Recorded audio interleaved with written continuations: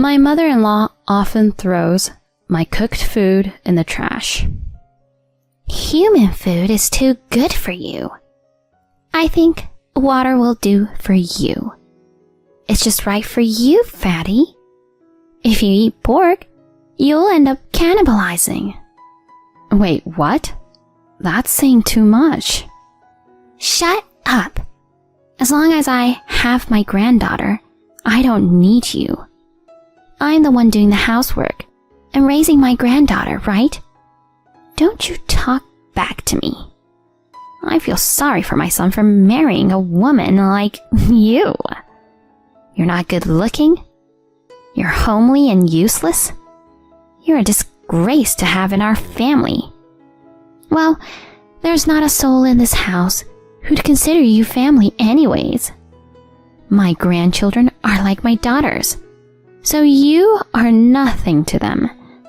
You can go about your business as you should, like a pig, eating leftovers so as not to cause any trouble. I have no human rights and treated with irrational contempt. Why? What have I done? The sadness that had been building up in my heart reached its limit, and large tears spilled from my eyes. My name is Nicole, and I am a stay-at-home mom. I have a husband and a daughter. Good morning, Mom. My daughter Madison is in 6th grade. I'm proud of her because she's bright, cheerful, and naturally makes everyone around her happy. Good morning, Madison. Today's lunch is your favorite. Omelets. Wow, I'll be looking forward to it. I love your omelets more than anything in the world. Yes, I'm glad you like it. Oh, by the way, I got a text from Dad last night. He said he'll be home in time for my summer vacation. That's great to hear. I'm looking forward to that too. Her father and my husband, Daryl, is currently overseas. He's an executive at his company, and he's extremely busy, so he only gets to come home once or twice a year. Madison and my husband don't see each other very often, since the assignment was made shortly after Madison was born. Even so, Madison is very attached to my husband, and he also cares about her a lot. Well, I'm off to school now. Have a good day.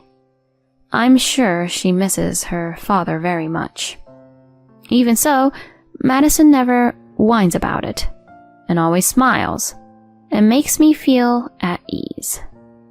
I am the one more worried about my husband's absence, and sometimes gets nervous about things. Seeing me like that, I think Madison is acting stout-heartedly because of her concern for me. A smart and kind husband, and a good-natured, strong-willed daughter. Thankfully, with these two people in my life, I can say that my life is smooth sailing. Except for one person, my mother-in-law. After sending Madison off, I was cleaning the room when the doorbell rang. I opened the door to find my mother-in-law, Amy, standing there smiling. Hi, Nicole. How are you today? Hello, I'm doing fine. I answered the door with a smile and gave a casual answer. My mother-in-law is a frequent visitor, and she does all the housework to the point where I have nothing to do left. I'll do the cleaning so you can sit down, Nicole. She smiles at me, but I don't miss it. Despite her kind words, I never miss the mean glint in her eyes. Before I got married, I thought that my mother-in-law was a wonderful woman. She was graceful, smart, and kind. I even admired her. But after I gave birth to Madison, I started to notice some disturbing signs.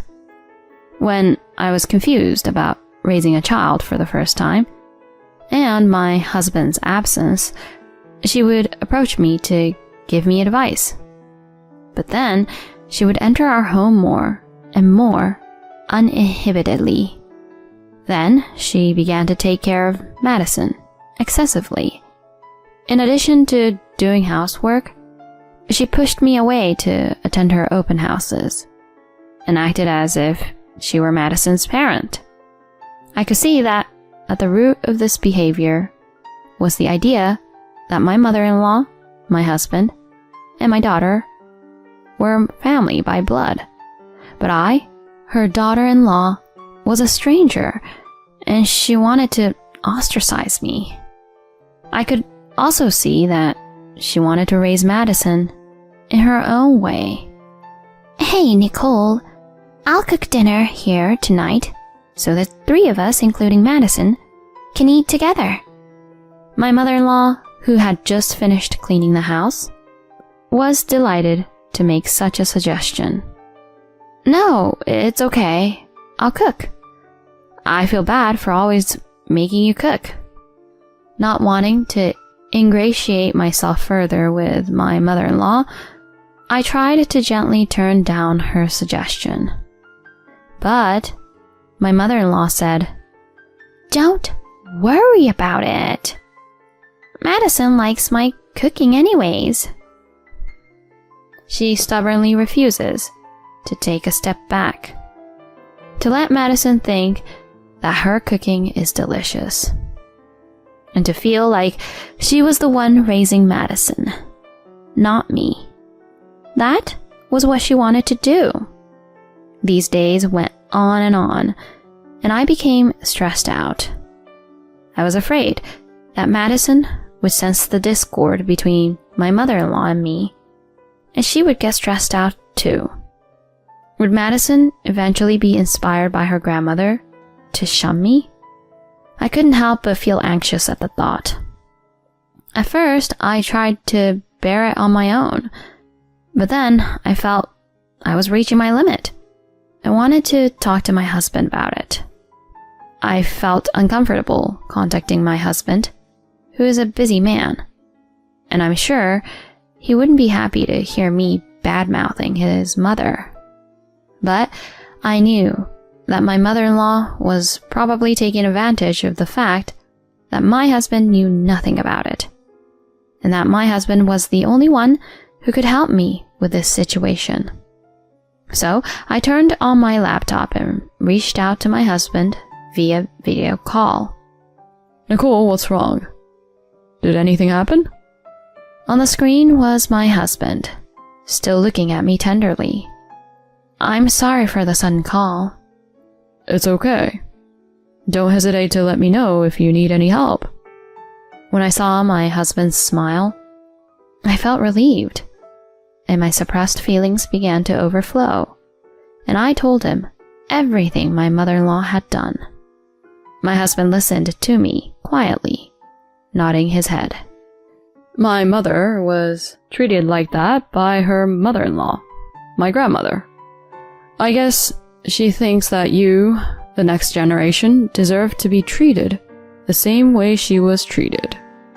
I see. "I know it must be hard for you, and I'm worried about how it's going to affect Madison. But I'll protect you guys." I feel a little better now that my husband understands what I was going through. Somewhere along the line, my mother-in-law started bringing gifts when she visited our house. "Nicole, here's some muffins I got from the store in front of the station, where there's always a long wait line." "Thank you very much. I'll prepare some tea now." I have no idea what she's thinking. It's so creepy. "I've been eating a lot less lately. You can have some for me if you like." "I see. Well, I'll have some if you say so." This exchange went on almost every day.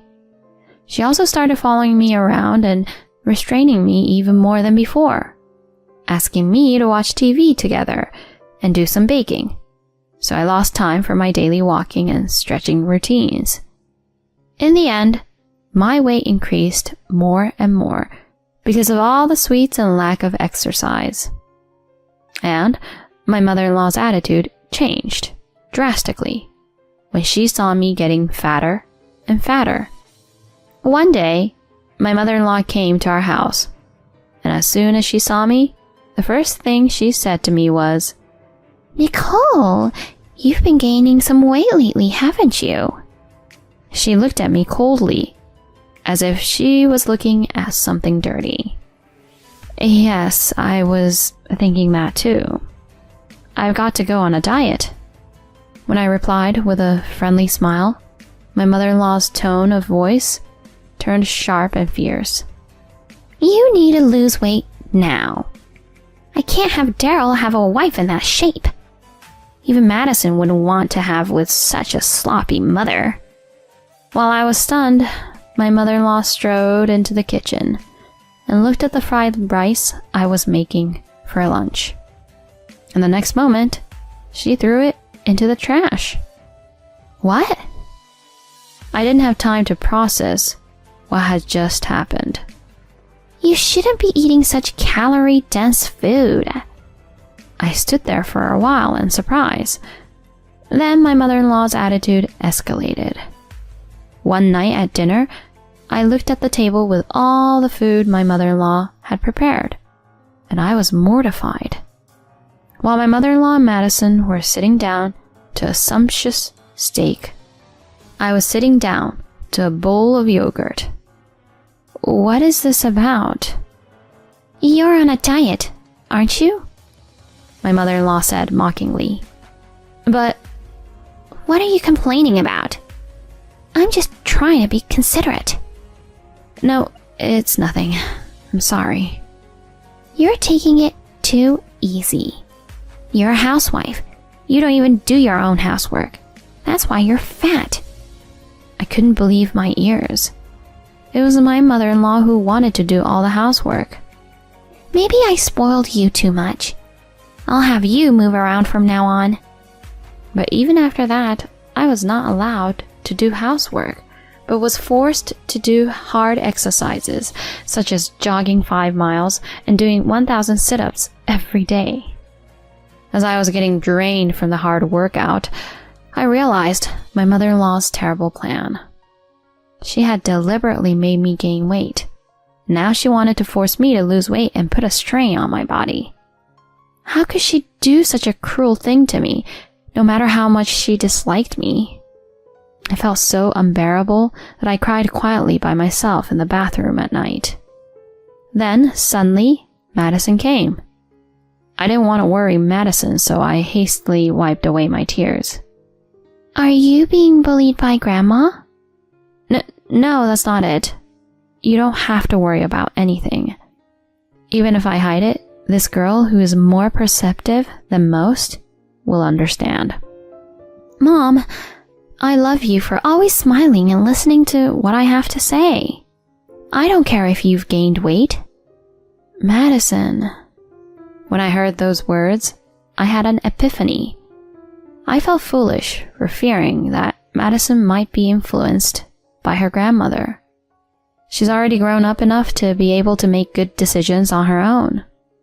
I had to be strong too. I am her mother.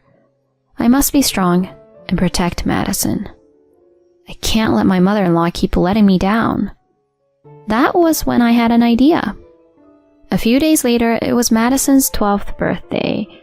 As usual, my mother-in-law took care of the party and didn't let me do anything.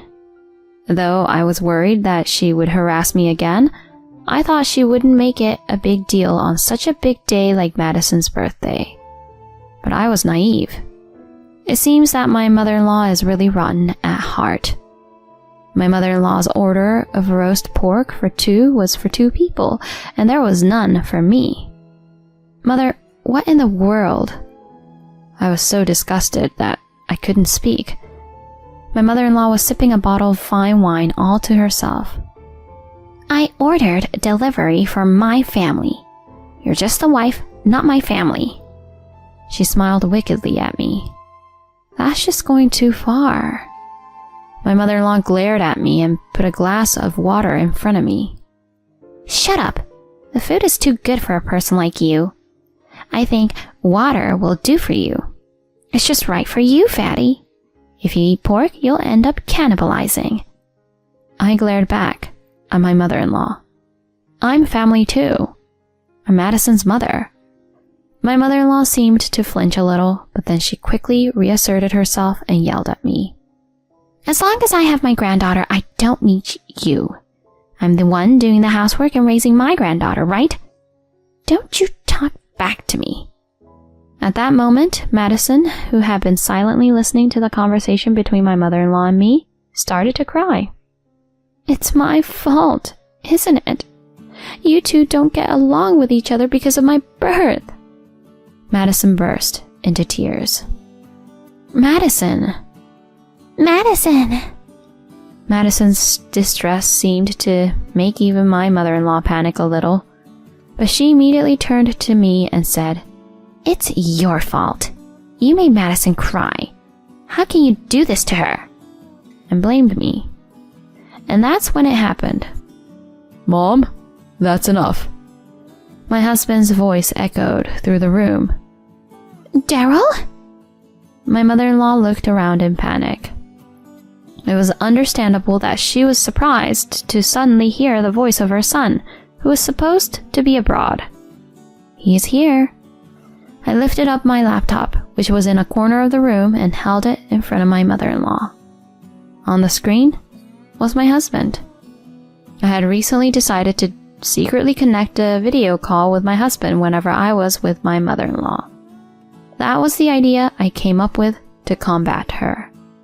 Mom, Madison is Nicole and my child. One of us isn't the only parent. We're family. That's not true. I know how badly your mother-in-law treated you, and I'm grateful that you raised me the way you did despite that. But you know what, Mom? It's not about the past. It's about the future. It's about how Madison is going to grow up. I won't forgive you if you make Madison sad. But... If you can't understand that, then stay out of our family. Even my mother-in-law, who is like a heartless devil, seems to have a weakness for her beloved son.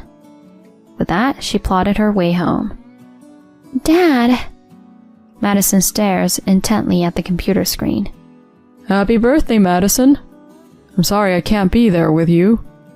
Oh, Dad, you are so cool. Thanks, Dad. I'm glad to hear that. Your mother and I will take care of you no matter what. I was so happy to see them like that. I thought to myself that I was truly blessed to have such a wonderful husband and daughter. But then I came back to reality. My husband has seen me so fat. In the past, I have always tried to avoid having my husband see my body when we used video calls. But today, I let my guard down and exposed my entire body. I'm sorry I've gained so much weight. I quickly apologized. My husband was stunned, but immediately burst out laughing and said, Don't worry about it. You may be chubby, but you're still you, and nothing has changed. Thank you. That's so nice of you. But I'm going to try to lose weight. The room was filled with laughter of the three of us. After that, my husband distanced himself from his mother, who never changed her mind. Not only did she not get her grandchild, her son abandoned her. I'm sure she will spend the rest of her life alone and lonely. Now I live with my husband, who has returned, and my daughter, who is now in junior high school. Needless to say, Madison's face is brighter than ever now that she can live with her father she loves so much. I believe that the family environment created by adults has a great impact on children. I want to be a strong mother and work together with my husband to keep Madison's smile alive.